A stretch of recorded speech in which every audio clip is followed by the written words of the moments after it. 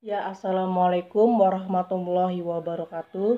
Nama saya Syauren Akbar dari kelas 4 CPG SD. Jadi di sini saya akan menjelaskan tentang materi kelas 4 tema 9. Nah, untuk di sini materi yang kami buat di dalam media kami yaitu memuat kompetensi dasar dan indikator.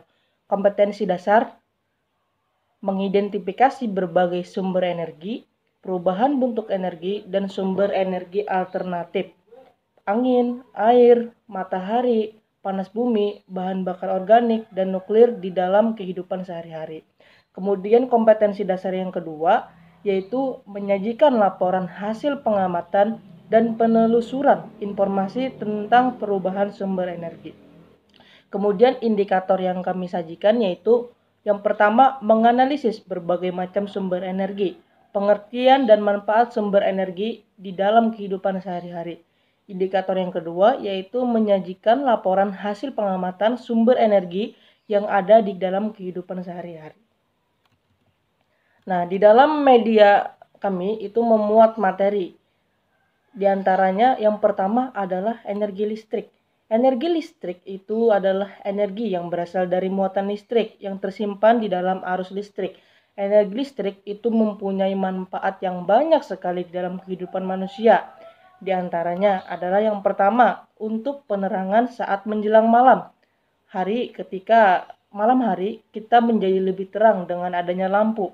Sinar lampu itu menggunakan energi listrik yang berasal dari PLN atau perangkat listrik negara. Kemudian manfaat yang kedua dari energi listrik yaitu sebagai sumber energi rumah tangga. Nah, alat-alat rumah tangga, misalnya peralatan elektronik seperti handphone, setrika, televisi, dan lain-lain.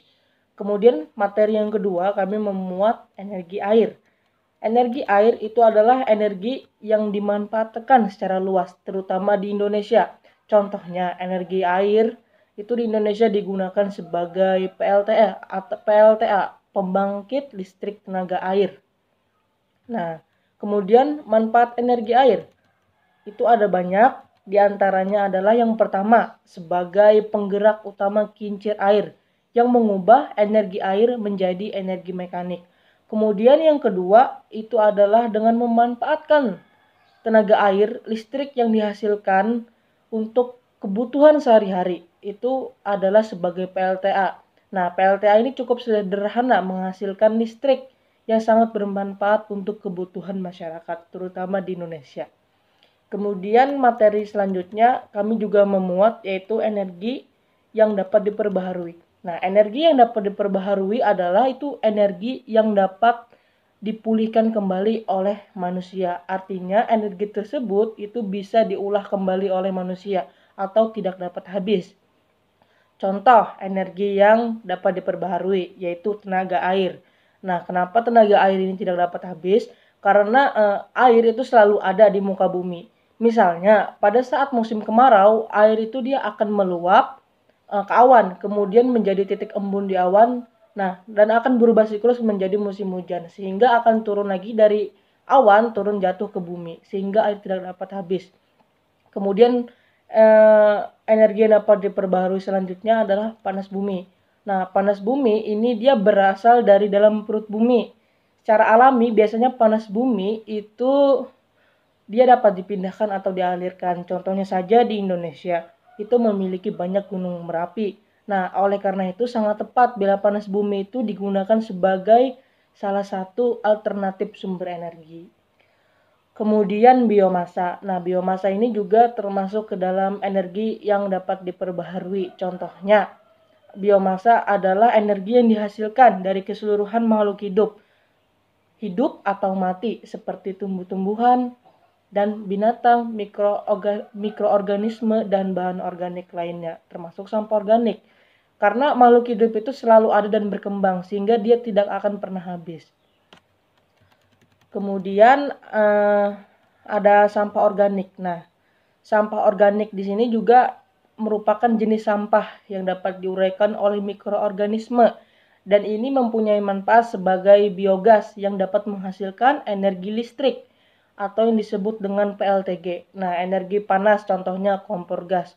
Pemanfaatan sampah organik ini sering kita temui biasanya di tempat pembuangan sampah. Kemudian tenaga angin. Nah, tenaga angin ini juga merupakan energi yang dapat diperbaharui. Dan energi angin ini juga banyak dimanfaatkan oleh masyarakat di dalam kehidupan sehari-hari. Misalnya untuk mengerahkan kapal layar untuk nelayan, agar menggerakkan mesin untuk memproduksi listrik kincir angin. Nah, kemudian materi yang selanjutnya itu ada sumber energi yang tidak dapat diperbaharui. Nah, sumber energi yang tidak dapat diperbaharui ini adalah sumber energi yang tidak dapat diolah kembali oleh manusia. Artinya, energi tersebut bisa habis dan tidak dapat pulih kembali. Maka dari itu, dalam memanfaatkan energi yang tidak dapat diperbaharui, ini harus kita tidak boleh selalu rakus untuk memanfaatkannya. Jadi untuk energi yang tidak dapat diperbaharui itu ada beberapa contoh. Contohnya seperti minyak bumi. Nah, minyak bumi ini tidak dapat diolah kembali oleh manusia. Jadi minyak bumi itu ada di dalam perut bumi. Di dalam kedalaman 500 sampai 3000 meter. Minyak bumi itu banyak sekali manfaatnya, terutama di dalam kehidupan sehari-hari. Misalnya minyak bumi itu sebagai bahan baku utama bensin, solar, dan minyak tanah yang tentunya bensin dan solar itu sebagai bahan bakar kendaraan. Kemudian gas bumi. Gas bumi ini juga memiliki manfaat di dalam kehidupan sehari-hari, yaitu sebagai pembangkit listrik, kemudian bahan baku industri plastik di dalam perusahaan-perusahaan. Kemudian ada lagi batu bara. Nah, batu bara ini juga memiliki manfaat di dalam kehidupan sehari-hari, dan batu bara ini juga termasuk energi yang tidak dapat diperbaharui. Manfaat dari batu bara itu dalam kehidupan sehari-hari misalnya saja sebagai bahan bakar untuk membangkit listrik, dan juga manfaat lainnya sebagai bahan bakar kendaraan kereta api. Kemudian bahan bakar nuklir. Nah, sumber energi yang tidak dapat diperbaharui selanjutnya adalah bahan bakar nuklir. Mengapa? Karena bahan bakar nuklir itu terdapat juga di dalam lapisan tanah, sehingga untuk mengeksploitasinya itu juga membutuhkan proses penambangan. Kemudian energi matahari. Nah, energi matahari ini adalah energi yang berupa sinar dan panas dari matahari. Energi ini dapat dimanfaatkan dengan menggunakan serangkaian teknologi seperti pemanas surya, fotovoltaik surya, listrik panas surya, arsitektur surya, dan fotosintesis buatan. Jadi energi matahari ini juga energi yang tidak bisa habis, karena dia sumbernya langsung berasal dari matahari. Berbeda dengan energi yang tidak dapat diperbaharui yang saya jelaskan seperti minyak bumi, batu bara tadi. Nah, kemudian manfaat energi matahari di dalam kehidupan sehari-hari itu sangat banyak sekali. Yang pertama adalah energi matahari itu juga sebagai pembangkit listrik tenaga surya yang biasanya ditemukan pada lampu-lampu di pinggir jalan raya. Kalau di Indonesia itu sering ditemukan. Kemudian energi matahari itu juga untuk kesehatan tulang karena di dalam cahaya matahari itu mengandung vitamin D. Kemudian energi matahari juga untuk proses pengeringan pakaian. Contohnya biasanya kalau kita menjemur pakaian itu kena cahaya matahari yang lebih cerah, itu pasti akan cepat pengeringannya. Dan juga biasanya bakteri-bakteri dan virus yang ada dalam pakaian itu biasanya mati. Kemudian ada lagi materi yang kami buat, yaitu kewajiban terhadap sumber energi. Nah, di dalam memanfaatkan sumber energi, tentu kita memiliki kewajiban-kewajiban. Agar apa? Agar energi itu tidak dapat digunakan dengan maksimal dan tidak mudah habis. Contohnya, kewajiban yang harus kita patuhi dalam kehidupan sehari-hari untuk menggunakan sumber energi. Yang pertama, menghemat energi dengan seperlunya saja. Kemudian, memanfaatkan teknologi dan peralatan yang ramah lingkungan. Selanjutnya, menjaga dan melestarikan alam untuk menjaga ketersediaan sumber energi. Kemudian melakukan reboisasi untuk menjaga ketersediaan air. Karena kalau kita tidak melaksanakan reboisasi, otomatis air yang turun ke bumi itu akan keruh dan berbau, sehingga tidak akan kekurangan pasokan air bersih. Kemudian juga kita menggunakan energi alternatif seperti angin, air, atau matahari untuk menggantikan energi yang tidak dapat diperbaharui. Begitu. Nah, kemudian nama media. Media yang kami buat ini kami beri nama yaitu Ultasume atau ular tangga sumber energi. Nah, jadi di sini saya akan menjelaskan teorinya sedikit.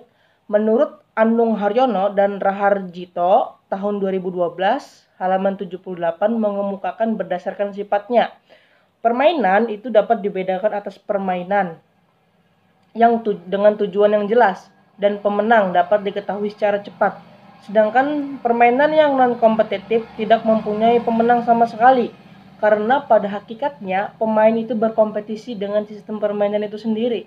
Dari pernyataan tersebut jelas bahwa permainan ular tangga sumber energi itu adalah merupakan permainan yang kompetitif. Mengapa demikian? Karena permainan ular tangga sumber energi itu mempunyai tujuan yang jelas, yaitu untuk mencapai finish, dan pemenangnya adalah yang mencapai finish terlebih dahulu.